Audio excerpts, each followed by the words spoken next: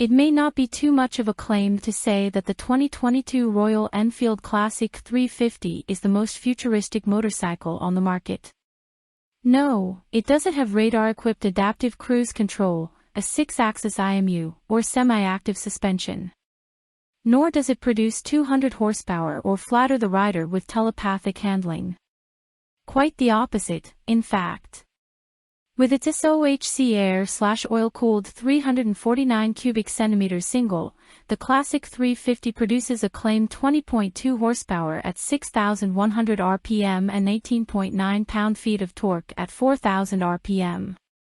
Weighing in at a substantial 430 pounds with a mostly full tank of fuel, it struggles to outrun a Toyota Prius and requires a decent tailwind and a long stretch of road to make the speedometer needle sweep 3/4 of the way around its 0 to 100 miles per hour readout range. Before we get too far ahead of ourselves, let's consider the backstory. The Classic 350 and 500 models were introduced in India in 2008 and went on to become Royal Enfield's best-selling models. Last year the Meteor 350 debuted with an all-new chassis and engine. It's this platform that the Classic 350 is based upon.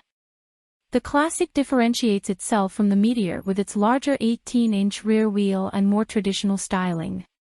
Both models use the J-Series engine, which replaces the previous generation UC engine and uses a counterbalancer to smooth out the vibes while retaining the feel of its signature single-cylinder power pulses at low RPM. It also has a 1,000 RPM broader rev range. Riding through the rough, well-trafficked streets of Savannah, Georgia, the Classic 350 rolls along unburdened by the future.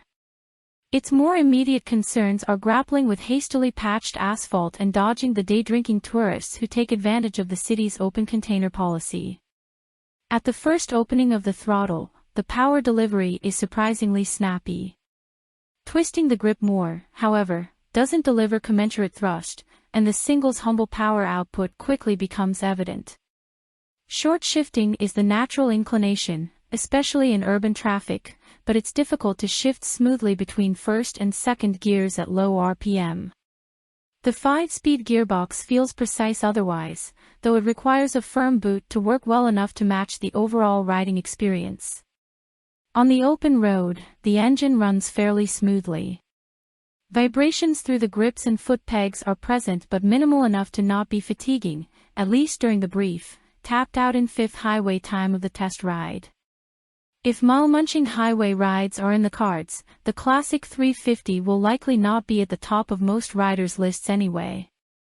The engine's charm lies in its quaint thump-thump-thump at low RPM and the sensation, felt mostly through the seat, of the piston happily working away. One would be hard-pressed